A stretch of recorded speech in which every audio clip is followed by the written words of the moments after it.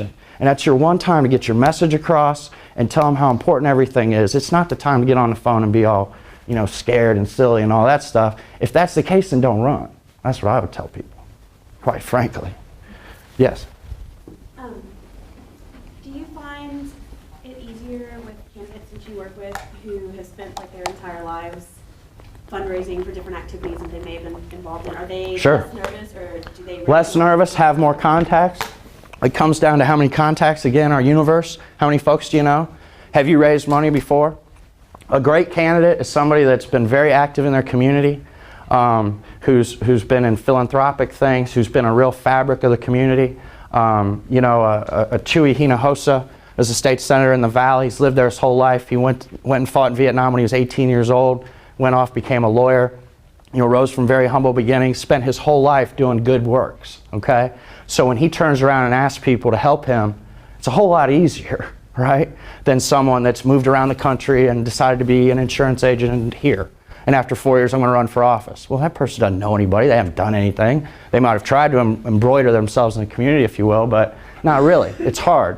Donna Howard, 58 years old, spent her whole life as a nurse, as a teacher, a school board member, having her kids' slumber parties at their house, et cetera, and participating in her community. It's a whole lot easier to go to people in her community to ask them for help. So absolutely is the answer. Yes? Jeff, can you talk a little bit about the career of fundraising? Because I know a lot of us who do fundraising have tripped into it accidentally, but in politics I know it can be a very profitable career because a lot of people don't want to do it. Yeah. I will say, in my opinion, and others can tell you different, that the fundraising part is the most stressful because the candidate's constantly calling you and saying, we're not having enough success, we're not raising enough money, and you tend to give them the same advice over and over. Are you making the calls? Are you working the target list in order? Are you off the reservation calling, lawyers in Tulsa? You'll see that. So it's always, it ends up becoming somewhat fundamental, simple advice over and over, and it becomes frustrating from the perspective of folks like me sometimes, that you're telling them the same thing over and over, and what the candidate's really saying to you when they keep asking is, I don't want to do it that way. I want to do it another way. And there really isn't another way. So it's I would first say about the fundraising, quote, career, it's very tough, it's stressful. You have to have an inside that lets you let some of that go. And it, can run through you a little bit. I always, at the end of an even year, I'm kind of happy I'm not going to have 5 months of fundraising calls, or a couple months at least of no fundraising calls at, all hours of the day. So it's a tough job. On the flip side, I was a 22-year-old finance director to the sitting lieutenant governor of Pennsylvania running for governor. I got to sit there with this man for 18 months, and I spent literally every minute with him. I had more time with the candidate than anyone else. I got to know him better than anyone else. I spent every minute of the day with him. I know Pennsylvania to this day better than I know my home state of Ohio or Texas or anywhere. I've been to every county in Pennsylvania. It was a 19-month odyssey, and we were bonded at the hip, and we raised $10 million, and it was extremely gratifying. It was a great experience. I was important to the candidate. I was important to the campaign. People let me do my job because they knew how hard it was, and I got to swim in my own lane. A lot of times in a campaign, the press person wants to tell you to do this, or the field person wants to tell you how to talk to Louis at the at the bar, and that's not their job necessarily. In fundraising, you get to swim in your own lane, and if you're successful at it, you can do really well.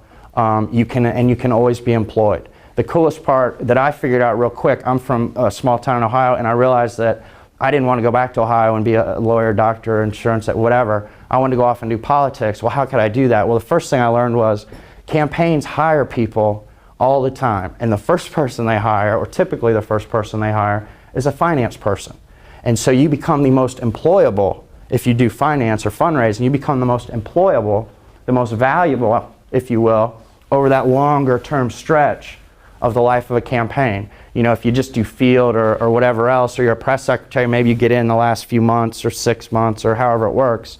Or if you're, doing a job like that, you have this much involvement. If you're raising money, we had, in that case example I gave you in Pennsylvania, I was there in,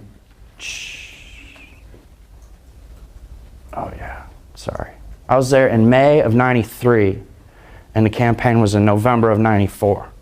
okay? And we opened the campaign office. I mean, I was the first dude there. So it was really cool to be on there, on the campaign from Jump Street. But it was also hard, and there's a lot of stress involved, and the campaign manager's calling you every day and saying, what'd you get in pledges today, what's going on, da-da-da-da-da.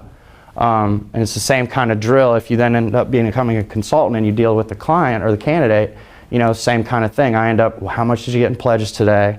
You end up running through a lot of these same fundamentals. And a lot of good fundraising is simply staying on the fundamentals and not getting off in the weeds with, I'm going to raise it on the blogs or I'm going to raise it in pig pickings. It's focus. You only have a short time and you got to ask people for money. Yes? So did you get like 20% of the 10 million? No, and it's criminal. I don't know how they do it on the Republican side. So if anybody does it this way, I'm not trying to offend them, but when you look at a campaign, and James will talk about this, you got 100% of your budget, okay? What you want to do is spend 70, or if you can, 80% on communication, on having a conversation with the voters, on telling them your message, okay? So that's what you want to do with most of the money, and then you got 15% on polling and research and 15% maybe on staff and consultants and the like. But essentially a campaign, you want to take all that money and just put it into communication, because that's the point of having it.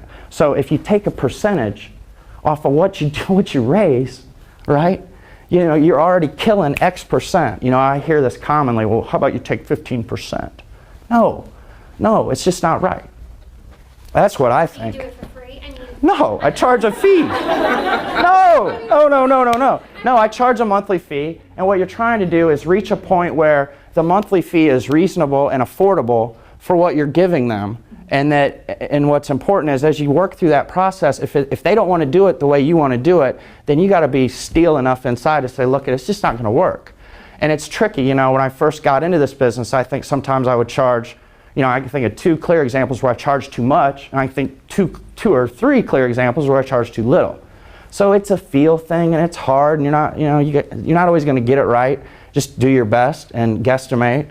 I mean, if you're getting down that road and you want to work in a finance position, I could, you can email me or whatever. I can tell you what it's worth, to be honest, depending on what size race you're doing. But it's most important, what's the size of the budget? Because if you're the finance director, you should only take out, 1% or less than 1% or whatever it is of the overall budget, hopefully.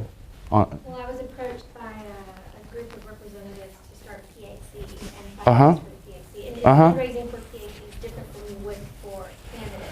Well, that's a much longer answer. It depends what kind of PAC it is. It depends what the issue is. It depends on a lot of things. And I'd also tell you that PAC and group fundraising is some of the hardest fundraising out there. And so a common bait and switch is, well, I'll give you a job raising my PAC money. You can have a percentage, and you're sitting there thinking all this money you're going to make. And 4 weeks down the road, you're like, how am I going to pay the rent? Maybe that's not the situation, but I'm just saying I've seen it. So be careful. And I think determine what your work is worth, and be willing to ask for it. Okay, that's what I think. And I think that's it. I think we're over, folks. So let's move along and keep them on schedule. Are there any other? Great.